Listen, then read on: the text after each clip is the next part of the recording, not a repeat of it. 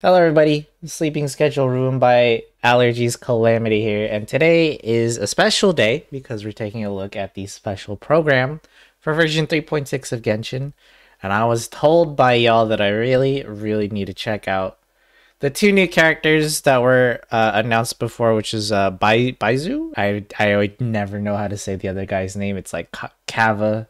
I'm sure they're gonna pronounce it, and I'll learn how to pronounce it then. But yeah, we have two new characters. They're both Dendro, which I believe makes the amount of characters that are of the Dendro element the same amount as the number of characters there are for the Geo element, which is kind of sad. And second, before we start, I just want to say that I wasn't really excited for these characters, and it's not because I don't think they're gonna be good or anything like that. It's more because if you guys have been watching my videos, then y'all know that I used all my primogems on the last two banners, including the Shenhe one that we just had, and then the Hu Tao plus Yulan banners we just had. So I'm broke in terms of gems. So it's hard for me to be excited for characters that I'm not going to pull for. Not because I don't want to, but just because I don't have the gems too. That being said, let's actually take a look. On the road, one should take ample time to pause and appreciate the wondrous scenery along the way. You're about to collapse, aren't you? The doctor will see you now. Oh, I was like, who's that? It's a snake. Taking a turn for the better.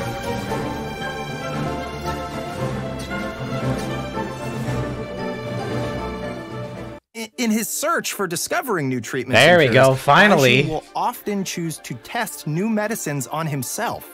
As you spend time with Baizhu in the field, you can make use of his knowledge of herbs and interact with certain harvestable items. Oh, you get which will healed? heal your current active character. So, since Baizhu is a doctor, I think it's pretty safe to say that most of his combat abilities are focused on healing, right?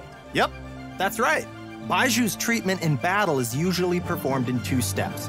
Step 1 is to control a wandering sprite that cruises through the enemies and restores HP to his teammates. Step 2 is to create a shield. When the shield refreshes, ends, or is broken, not only will it provide healing, but it will also deal dendro damage to enemies. Healing and Baizhu shield, believes that huh? even in a difficult spot, as long as the diagnosis and treatment are done properly, lives can always be saved. Sweet. Looks like we'll be able to try out some new team compositions with him in mind. For sure. Well, all right, I think that's all we have for Baizhu, so let's Wait, move on that's to our it? next playable character. I bet many... Did I like miss a step? I was listening to most of that. Oh, that's it. I feel like they really shortened that character description. Oh, okay, I see. I guess it was that short that I wasn't really... Is his burst the shield? Okay, so his skill is the snake. Okay, I'm sorry. I got confused. I was too busy like looking at the animations, I guess, or listening to what they were saying, I guess. So the snake is the skill that goes around and hits enemies and then heals you. And then the burst is the shield that also applies dendro damage when it's broken. Now, obviously, we don't have the multipliers or the damage numbers, so we don't know how much damage this shield will do when it pops. I don't see it doing that much because it does look like Baizhu is just a healer, a dendro healer. Not that that's a bad thing or anything, but that just seems to be what his kit is. But obviously, we'll test him out when he's out in 3.6 for sure. All right, let's move on to the next character. So, next we can move on to some of his talents. Yeah, for sure. As an architect, Kaveh can help everyone save some materials when creating furnishings, and his mapping abilities might come in handy during battle. As Finally, a unique something and creative different. designer, Kaveh must always bring tools with him. His toolbox, named Marak, not only provides Kaveh with tools, but also has many interesting uses. For example, Marak's mapping ability allows him to scan the battlefield, causing all dendro cores within a certain AoE to burst immediately. Nice. In addition to that, when Marak completely releases its energy, it converts Kaveh's attack damage to dendro damage and increases Kaveh's combat capabilities. Okay. You don't need to worry about triggering all those dendro cores at the same time. Kaveh won't be hurt by them. In fact, one of Kaveh's talents actually causes him to recover a set amount of HP when he takes damage from a dendro core. It's always good to have a reliable partner like Kaveh just Zhang found Shang a always gives Baizhu a lot of new help dance too, partner called Exactly, Nilo. but She's Marak around. is pretty remarkable. It can even wield a sword for Kaveh. That's a pretty awesome toolbox. I know, right? Okay, so that should be just about everything we have for Kaveh. How should I say this? I think his character has more depth than we expected. Well, he is a distinguished architect from the Nation of Wisdom, so we shouldn't underestimate him. Yeah, and Kaveh will be appearing in the main event for version 3.6, so maybe we give some details about that next? Oh, okay, I got this one. Our main event for version 3.6 is the... Alright. Oh, hey, you get a Farazan for free? What the heck? That's actually really nice. So from the looks, sorry, I didn't really react much to that gameplay. I was just looking at it. The Dendro core exploding and him healing from it is legit just synergy with Nilo. Since she makes those special cores, and one of the downsides playing her is that she ends up damaging yourself so much with those cores that she be spawning. So having a character that doesn't take damage from them, and not only that, but heals from them, is going to be really, really good. I am a little confused at his weapon. He was swinging a sword, or was it a great sword? But it also looked like he was holding a book like a catalyst. Okay, I guess they put the banners in the beginning. I thought they put the banners after. My mistake. So obviously I was like scrubbing around the video trying to find the banners. I was like, where are they? So it looks like for phase 1 we're getting double reruns. None of the new characters are on here. It doesn't look like it.